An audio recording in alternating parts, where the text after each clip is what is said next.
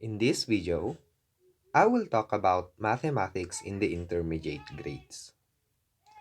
Mathematics as a subject has a unique nature that demands a special and distinct approach to make learning interesting, challenging, and fun for the learners. This unique nature of mathematics must be learned and understood by mathematics teachers. In the Philippines, mathematics in the intermediate levels include five content areas. We have the numbers and number sense, geometry, patterns and algebra, measurements, and statistics and probability. The contents and topics are sequentially arranged with each topic being a prerequisite. It is therefore imperative to understand each topic and acquire the skills for every topic to avoid gaps and future difficulties. For example, in the elementary levels, the skills in the operation on whole numbers must be learned first before the operation on decimals and fractions. Knowing that the five content areas are just part of the whole discipline, the questions now are: what is the purpose of learning these standards in intermediate levels? What is the purpose of learning whole number up to 10 million? What is the purpose of learning to measure the area, perimeter, circumference, surface area, and volume of 2 to 3-dimensional objects? What is the purpose of learning to collect and present data in tables, bars, and pie graphs? These learning standards in mathematics curriculum in intermediate levels, in particular, are part of the whole mathematics education program because it has roles in achieving the goals of mathematics education, which is to acquire the skills needed to be analytic, critical, and a problem solver in real life. Moreover, they are necessary prerequisites to higher level of mathematics. For instance, learning the linear equations in algebra is more than representing mathematical problems symbolically and finding the value of an unknown variable. It is finding patterns and predicting certain behaviors or phenomena. Then, through realizing that a certain cause will lead to a specific result.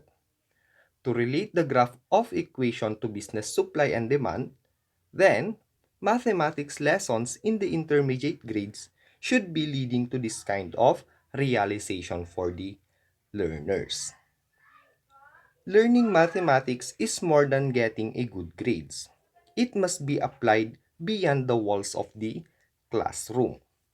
The main goal of mathematics education is to develop lifelong skills so that the students will be ready to interact with the real world.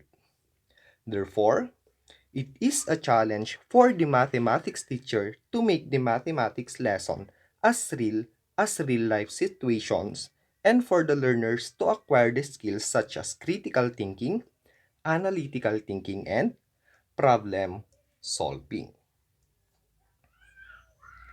Next, let us talk about mathematics anxiety. I'm not good at math. I fear attending my math class. There is an upcoming math test. I'm stressed out. These are few statements given by students who experience math anxiety. What is math anxiety? Math anxiety is fear, tension, or stress associated with mathematics, usually due to repetitive failures. The development of mathematics skills begins in the primary and intermediate levels. So, when repeated failures and disappointments happen in these levels, the mathematics anxiety begins to manifest at the intermediate grades. If not addressed, it will have a definite influence on their future performances, future choices, and decisions in mathematics. By grade 7, when they enter junior high school, the learners have already a fixed, solid mental models of mathematics learning. With their experiences in the elementary levels, the learners by grade 7 are vocal in saying, mathematics is difficult. It is therefore important that the student's mindset toward mathematics be addressed in the elementary levels. So, as a summary, learning math in the intermediate grades is important because it provides the necessary prerequisites to learning a higher level of mathematics. Many students develop math anxiety in these levels, so it is crucial that teachers present math in a way that does not elicit fear. So that is mathematics in the intermediate grades. Thank you for watching and I hope you have learned something.